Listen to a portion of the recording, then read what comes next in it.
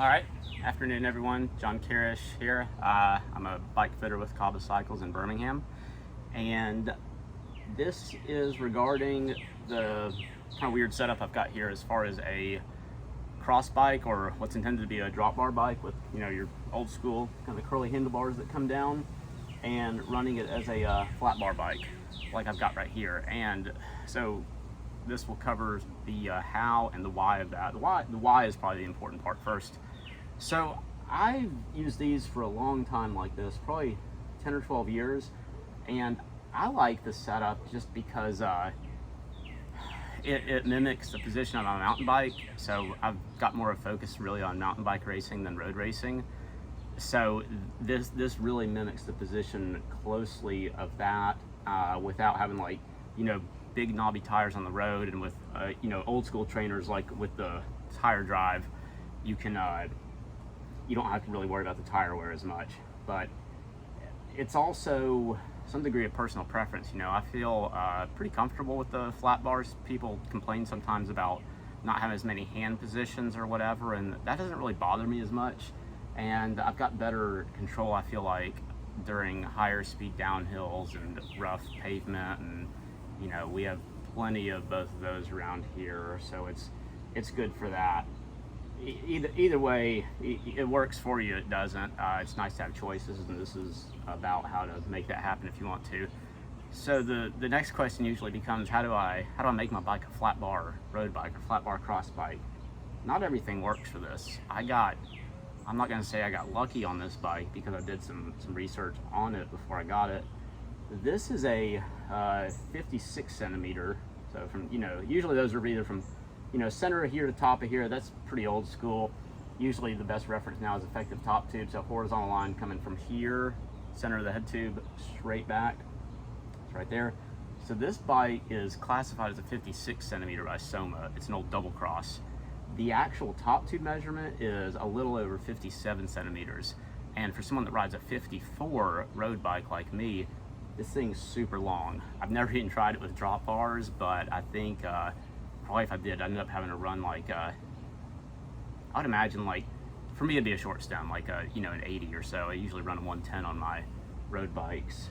But either way, I'd be really stretched out, and it'd be kind of a strange bike, but it works perfectly for this. And so you really, what this comes down to, will it work or not, comes down to geometry charts, okay? So do not take your first step here as asking a bunch of other people with these bikes, like, hey, can you set this up like this? That's them and you're you. So you're gonna have different bike setups, and you gotta respect that when you're planning this. So first step, geometry charts, okay?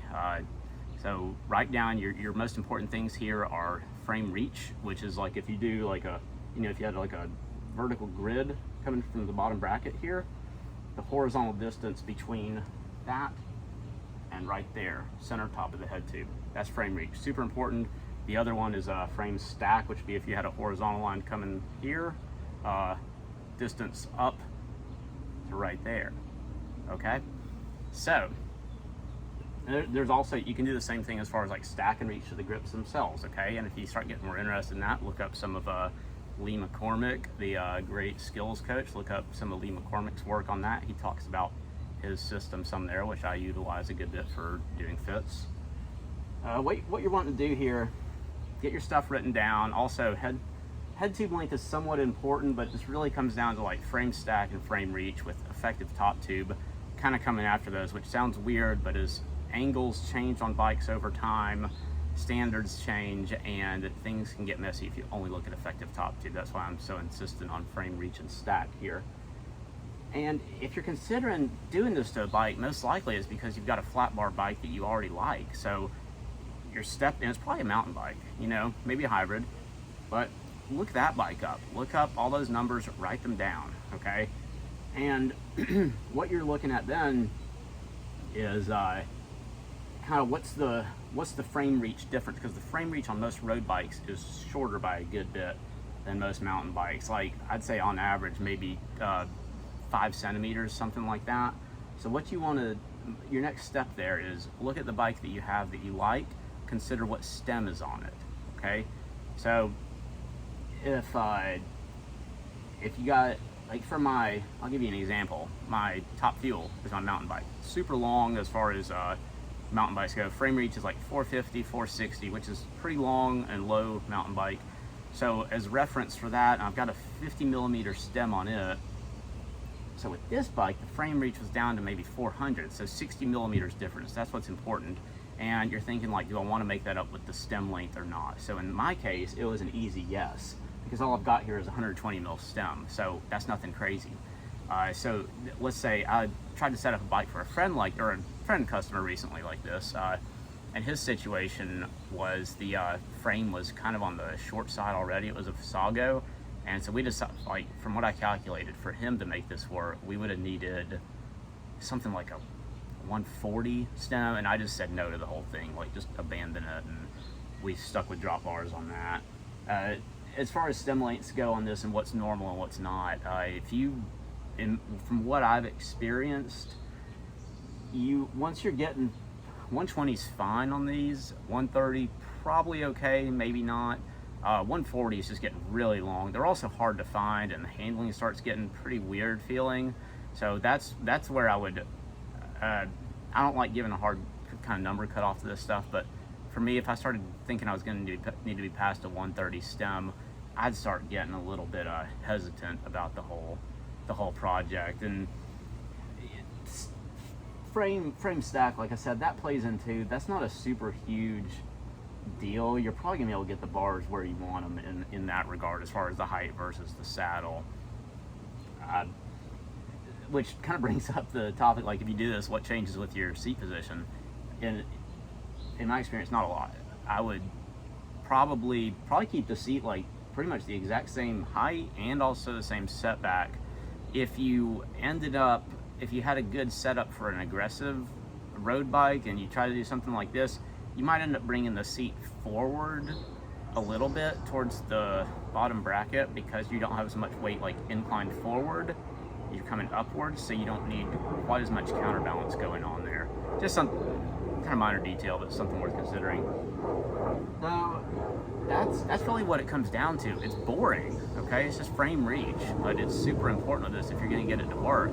Unless, of course, you decide like you don't care if the bars are hitting your knees when you turn or get out of the saddle. In that case, you can put anything on anything and roll around like nothing's wrong. But I like being a little bit more systematic with this stuff. Make sure it fits properly. Like, this has like the exact same bar coordinates as my top fuel, which is awesome. Nice getting on the bike, and it feels the exact same as far as like all those positions go. The other consideration to get these to work would be like your drivetrain controls. Okay, I ran a full mountain bike drivetrain on this because I already had the parts. If you're coming from road stuff, you're gonna have to find levers that are compatible with your brakes. A lot of those have different amounts of cable pull, and you'll also need shifters that are compatible with your derailleur setup. And there's some oddities there as far as road versus mountain and all that. So I would say maybe look up Leonard Zinn's stuff on Velo News. I think he has pretty good compatibility articles, or talk to your favorite local mechanic who might be able to get it sorted out quicker than you. So consider that stuff. And then one final note I'll make is bar width. Okay, you could run your preferred mountain bike bar width.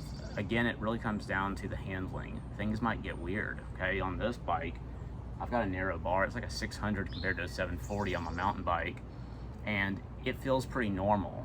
Okay, so, which is why I'm sticking with it, because these bikes are designed around a lot of different parameters to handle in a normal manner by the engineers who made it, and that sort of thing is really worth respecting, or you can end up with a bike that feels downright evil if you take your hands off the bars or trying to, make some turns or just grab a drink from a bottle. So some experimentation might be in order there if it doesn't really handle like you want it to. And bar ends are also, I don't have them on this.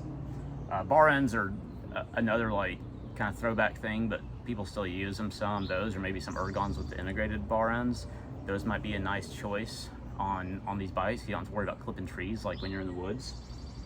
So again, write your stuff down, plan out your frame reach and your stack. Also look at horizontal top tube or effective top tube length, and then you can make some educated decisions on, is this thing gonna work or not? Okay, and I can't be too clear that use your old bike as, or previous bikes you've ridden and you liked, as some reference points. This is very like numbers oriented, and it's important to get it right if you're going to enjoy the bike and have it done properly. But I think that covers it. Got any questions, let me know, and I'll try to get them sorted out. Thanks, everyone.